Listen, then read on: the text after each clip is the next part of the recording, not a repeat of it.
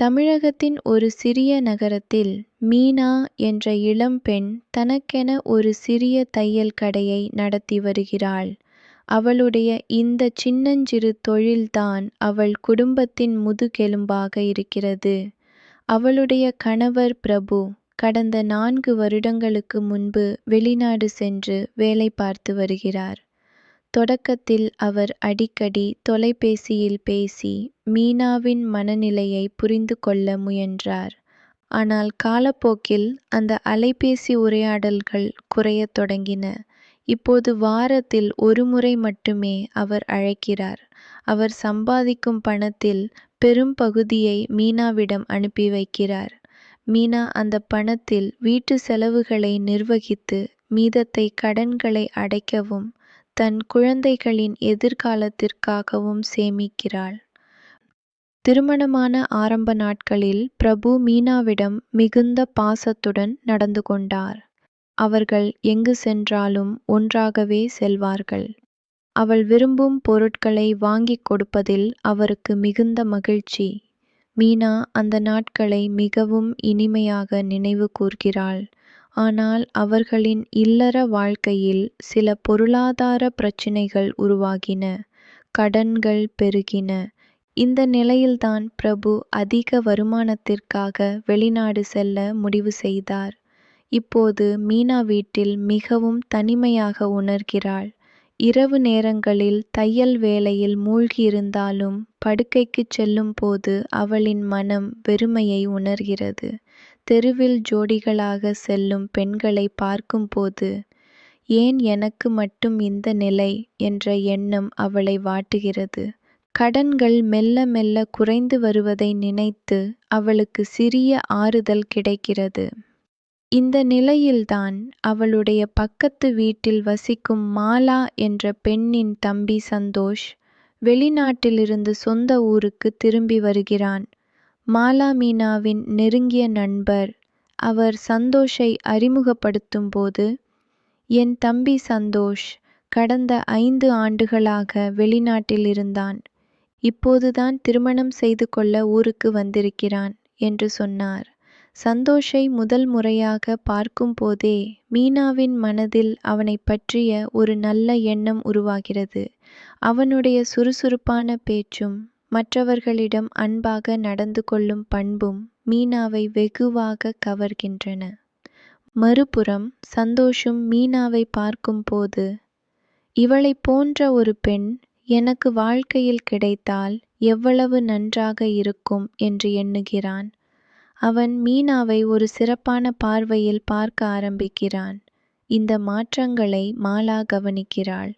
சந்தோஷுக்கும் மீனாவுக்கும் இடையே சந்திக்கும் வாய்ப்புகள் அதிகரிக்கின்றன. ஒரு மெல்லிய உறவு அவர்களுக்கிடையில் உருவாகத் தொடங்குகிறது. மீனாவின் வாழ்க்கையில் இந்த புதிய சந்திப்பு என்ன மாற்றங்களை கொண்டு வரும்? சந்தோஷின் வருகை அவளுடைய தனிமையை போக்குமா? அல்லது புதிய பிரச்சனைகளுக்கு வித்திடுமா? அடுத்த பகுதியில் காண்போம். சந்தோஷும் மீனாவும் பேசிக்கொள்ள ஆரம்பித்த சில நாட்களிலேயே அவர்களுக்குள் ஒரு இயற்கையான நெருக்கம் உருவாக ஆரம்பித்தது. ஒரு நாள் மாலை மீனா மாலாவின் வீட்டிற்கு சென்றிருந்தாள். அப்போது அங்கு சந்தோஷும் இருந்தான். மாலா மீனாவிடம், எப்படி இருக்கு மீனா, வேலை எப்படி போகுது என்று கேட்டார். அதற்கு மீனா சற்று சோர்வான குரலில், என்னத்தை சொல்ல மாலாக்கா, வீட்டில் தனியாக இருக்கும்போது மனசு ரொம்ப கஷ்டப்படுது. உங்களை பார்க்க வேண்டும் என்றுதான் வந்தேன் என்றாள்.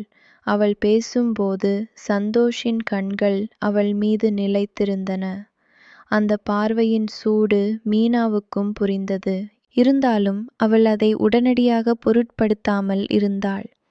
மீனா கிளம்பிச் சென்றதும் மாலா சந்தோஷிடம், என்னடா அந்த பொண்ணை அப்படி பார்க்கிறே, அவளுக்கு கல்யாணமாகி 4 வருஷமாகுது. கணவர் வெளிநாட்டில் இருக்கிறார். அவளை மாதிரி நல்ல பொண்ணு வேறு யாரும் இருக்க மாட்டார்கள். அவளுக்கு கல்யாணம் ஆகாதிருந்தால் நானே உனக்கு திருமணம் செய்து வைத்திருப்பேன் என்று சொன்னார். இந்த வார்த்தைகள் சந்தோஷின் மனதில் ஆழமாக பதிந்தன. அவனுடைய ஆர்வம் மீனாவின் மீது மேலும் அதிகரித்தது. ஆனால் அவன் அதை வெளிப்படையாக காட்டிக்கொள்ளவில்லை. கவலைப்படாதே அக்கா, எனக்கும் அவளைப் போன்ற ஒரு நல்ல பெண் கிடைக்க வேண்டும் என்றுதான் ஆசை என்று சாதாரணமாக பதில் சொன்னான். சில நாட்களுக்குப் பிறகு சந்தோஷ் ஒரு மளிகைக் கடையில் மீனாவை தற்செயலாக சந்தித்தான். மீனா அவனைப் பார்த்து இனிய புன்னகை பூத்தாள். அந்த புன்னகை சந்தோஷுக்கு ஒரு புதிய தைரியத்தை கொடுத்தது. அவன் மிகவும் இயல்பாக பேசி மீனாவின் அலைபேசி எண்ணை பெற்றுக்கொண்டான். அதன் பின்னர் இருவரும் அடிக்கடி ஆடியோ அழைப்புகளில் பேசத் தொடங்கினர். சந்தோஷ் தன்னைப் பற்றி மீனாவிடம் விவரித்தான். வெளிநாட்டிலிருந்து வந்ததும் அனைத்து கடன்களையும் முடித்துவிட்டேன். எனக்கு சொந்தமாக ஒரு வீடு கட்டியிருக்கிறேன். கொஞ்சம் பணமும் சேர்த்து வைத்திருக்கிறேன். இப்போது ஒரு நல்ல பெண்ணை திருமணம் செய்து ஒரு நிலையான வாழ்க்கையை தொடங்க வேண்டும் என்பதுதான் என் ஆசை என்று சொன்னான். மீனா தனது வாழ்க்கை கஷ்டங்களை சந்தோஷிடம் பகிர்ந்து கொள்ளத் தொடங்கினாள். என் கணவர் 4 வருடங்களாக வீட்டிற்கு வரவில்லை. எங்களுக்கு குழந்தைகள் இல்லை. வீட்டில் தனியாக இருக்கும்போது மனசு மிகவும் கஷ்டப்படுகிறது. அவர் துபாயில் பணம் அனுப்புகிறார். ஆனால் என்னிடம் பேச நேரமில்லை போல என்று அவள் வலியுடன் சொன்னாள். அவளுடைய குரலில் தொனித்த வேதனை சந்தோஷின் இதயத்தை ஆழமாக பாதித்தது. இவர் கணவர் இல்லாமல் எவ்வளவு துன்பப்படுகிறார் என்று அவன் நினைத்தான். அன்று முதல் இருவரும் வீடியோ அழைப்புகளில் பேசத் தொடங்கினர். மீனாவின் வாழ்க்கையில் சந்தோஷுடனான உரையாடல் ஒரு புதிய இன்பத்தை கொடுத்தது. மீனாவின் தனிமையில் சந்தோஷ் எந்த அளவிற்கு தாக்கத்தை ஏற்படுத்தப் போகிறான்? இந்த உரையாடல்கள் எங்கு வழிநடத்தும்?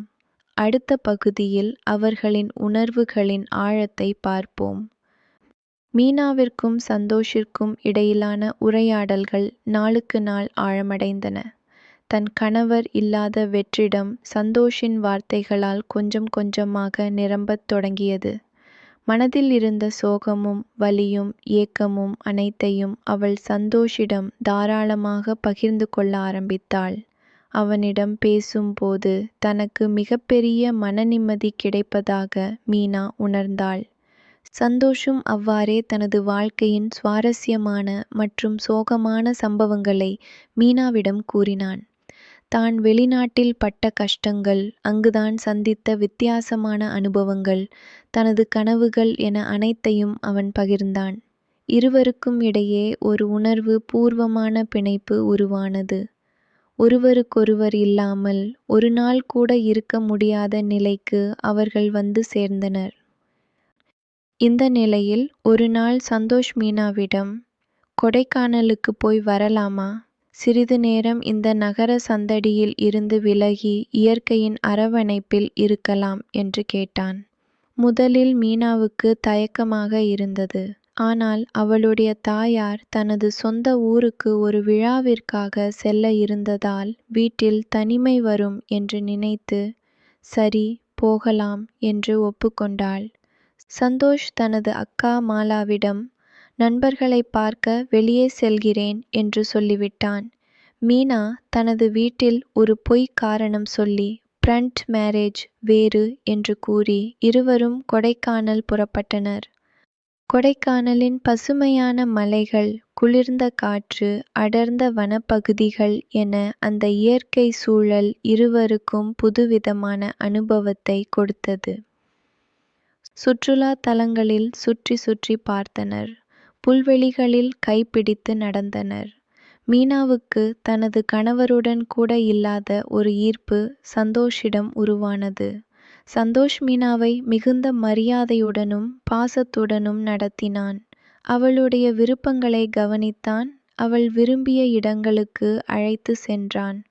முதல் இரவில் தங்கும் விடுதியில் அறை ஒதுக்கீடு பற்றி பேசும்போது சந்தோஷ் மெதுவாக, ஒன்றாக ஒரே அறையில் தங்கலாமா என்று கேட்டான்.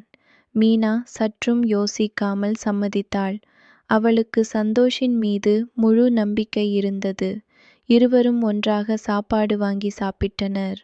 இரவு நேரத்தில் மீனா சந்தோஷிடம், நீ ஒரு நாள் கல்யாணம் செய்து கொண்டால் உன் மனைவியை தனியாக விட்டுவிட்டு வெளிநாட்டுக்கு போய்விடாதே. நான் படும் கஷ்டம் யாருக்கும் வேண்டாம். என்று மனம் திறந்தாள். கொடைக்கானலின் இந்த இரவு அவர்களின் உறவில் என்ன மாற்றத்தை ஏற்படுத்தும்? மீனாவின் வார்த்தைகள் சந்தோஷை எவ்வாறு பாதிக்கும்? அடுத்த பகுதியில் இரவின் நிகழ்வுகளையும் அவர்களின் உணர்வுகளின் உச்சக்கட்டத்தையும் பார்ப்போம். அந்த இரவு மெதுவாக ஆழமடைந்த போது சந்தோஷ் மீனாவின் அருகில் அமர்ந்திருந்தான். மலைகளின் குளிர்ந்த காற்று ஜன்னல் வழியாக வீசியது. மீனாவின் கண்களில் ஒரு பரிதாபமான காட்சி தெரிந்தது. அவளுடைய வாழ்க்கையின் கஷ்டங்கள், தனிமை, வேதனை அனைத்தும் அந்த இரவில் வெளிப்பட்டன. சந்தோஷ் அவளுடைய கையை பிடித்து, மீனா, நீ மட்டும் என் மனைவியாக இருந்திருந்தால் நான் ஒரு நாளும் உன்னை தனியே விட்டுவிட்டு வெளிநாட்டுக்கு சென்றிருக்க மாட்டேன். உன்னையும் என்னுடன் அழைத்துச் சென்றிருப்பேன் என்று கூறினான். அந்த வார்த்தைகள் மீனாவின் இதயத்தை ஆழமாக தொட்டன. அவளுடைய கண்களில் நீர் துளித்தது. 4 வருடங்களாக தான் ஏங்கிக் கொண்டிருந்த அன்பு, புரிதல், பாசம் அனைத்தும் சந்தோஷின் ஒரு வார்த்தையில் கிடைத்தது போல் உணர்ந்தாள். அந்த இரவில் இருவருக்கும் இடையே ஒரு நெருங்கிய உறவு ஏற்பட்டது. மீனா எதையும் மறுக்கவில்லை. அவளுடைய 4 வருட தனிமையின் பசி, சந்தோஷின் மீதான நம்பிக்கை மற்றும் அவனிடம் இருந்த சபலம் அனைத்தும் ஒருங்கிணைந்து வேலை செய்தன. சந்தோஷ் மீனாவின் மனதில் இருந்த அனைத்து தடைகளையும் உடைத்தெறிந்தான். அந்த இரவு அவர்கள் இருவரின் வாழ்க்கையிலும் ஒரு திருப்பு முனையாக அமைந்தது. மறுநாள் காலை ஊருக்கு திரும்பலாமா என்று சந்தோஷ் கேட்க, மீனா இன்னும் 2 நாட்கள் இங்கேயே இருந்துவிட்டு செல்லலாம் என்று சொன்னாள். அவளுக்கு இந்த பயணம் முடிவுக்கு வரவேண்டும் என்று தோன்றவில்லை. சந்தோஷ் வீட்டிற்கு செல்லலாமா என்று மீண்டும் கேட்க, மீனா, உன்னுடன் இப்படி நேரத்தை செலவிடுவது இனி எப்போது கிடைக்கும் என்று தெரியாது. அதனால்தான் சொல்கிறேன் என்று கூறினாள். இவ்வாறு அவர்கள் கொடைக்கானலில் இன்னும் 2 நாட்கள் தங்கி அந்த இயற்கை எழிலில் திளைத்தனர். மீனாவின் மனதில் ஒரு புதிய உற்சாகம், ஒரு புதிய உணர்வு உருவானது. சந்தோஷ் அவளுக்கு மறந்து போன ஜீவனை கொடுத்தான்.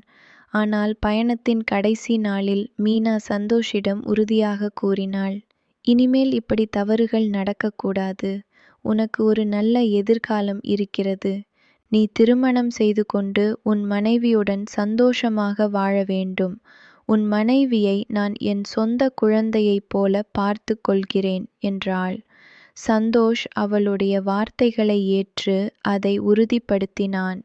இருவரும் ஊர் திரும்பினர். ஊருக்கு திரும்பிய பின் சந்தோஷ் என்ன செய்யப் போகிறான்? மீனாவின் கணவர் எப்போது திரும்புவார்?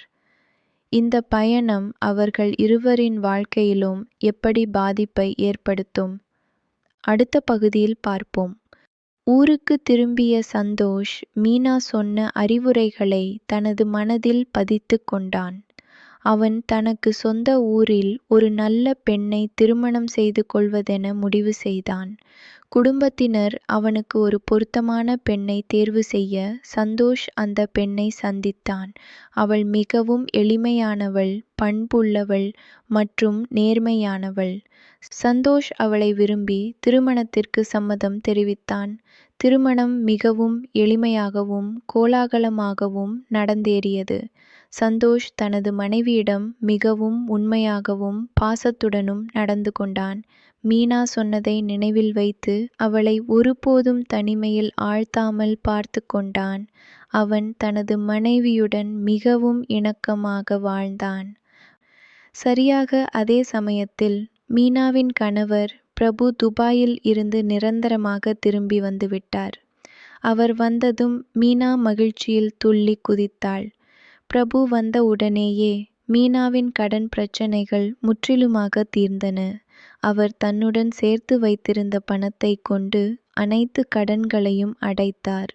மீனாவின் வாழ்க்கை படிப்படியாக சீரடையத் தொடங்கியது. திருமணமான முதல் வருடத்தில் அவள் ஒரு அழகான ஆண் குழந்தையை பெற்றெடுத்தாள். அந்த குழந்தை அவர்கள் வாழ்க்கைக்கு புதிய ஒளியை தந்தது. மீனாவின் தனிமை முற்றிலும் மறைந்தது. பிரபுவும் குழந்தையும் அவளுக்கு நிரந்தர துணையானார்கள். மீனாவின் தையல் கடையும் நன்றாக ஓடியது. அவளுடைய வருமானம் அதிகரித்தது. குடும்பம் நிதி ரீதியாக நிலையானது. சந்தோஷ் தன் மனைவியுடன் இனிதாக வாழ்ந்து வந்தான். அவ்வப்போது மீனாவையும் அவளது குடும்பத்தையும் சந்தித்து மகிழ்ந்தான். இருவரும் பழைய நினைவுகளை பகிர்ந்து கொண்டு இனிய நட்புடன் இருந்தனர். மீனா சந்தோஷுக்கு கொடுத்த அறிவுரைகள் இருவரின் வாழ்க்கையையும் நல்ல பாதைக்கு திருப்பின. கடந்த கால தவறுகளை யாரும் நினைவு கூறவில்லை. ஒவ்வொருவரும் தத்தம் வாழ்க்கையில் மகிழ்ச்சியை கண்டனர். மீனா இப்போது ஒரு முழுமையான வாழ்க்கையை வாழ்கிறாள். அவளுடைய கணவர், குழந்தை, தொழில், நட்பு என அனைத்தும் ஒருங்கிணைந்து அவளுக்கு ஒரு பூர்ணத்துவத்தை கொடுத்துள்ளன. ஒருபோதும் ஒரே நிலையில் இருப்பதில்லை என்ற உண்மையை மீனாவின் வாழ்க்கை நமக்கு உணர்த்துகிறது. பொறுமையும் நம்பிக்கையும் இருந்தால் இருண்ட காலங்களும் முடிவுக்கு வந்து புதிய பொழுது பிறக்கும் என்பதற்கு இந்த கதை ஒரு சான்று. ஒவ்வொரு தனிமையில் தவிக்கும் பெண்ணுக்கும் இந்த கதை ஒரு பாடமாகவும் உத்வேகமாகவும் அமையட்டும். மீனாவின் பயணம் இதோடு நிறைவு பெறுகிறது. மீனாவின் வாழ்க்கை மகிழ்ச்சியுடன் தொடர நமது கதையும் மகிழ்ச்சியான முடிவை அடைகிறது. வாழ்க்கையில் நாம் அனைவரும் எதிர்கொள்ளும் சவால்களுக்கு மத்தியில் பொறுமையும் நம்பிக்கையும் நம்மை எப்படி வழிநடத்தும் என்பதை இந்த கதை நமக்கு நினைவூட்டுகிறது. நன்றி.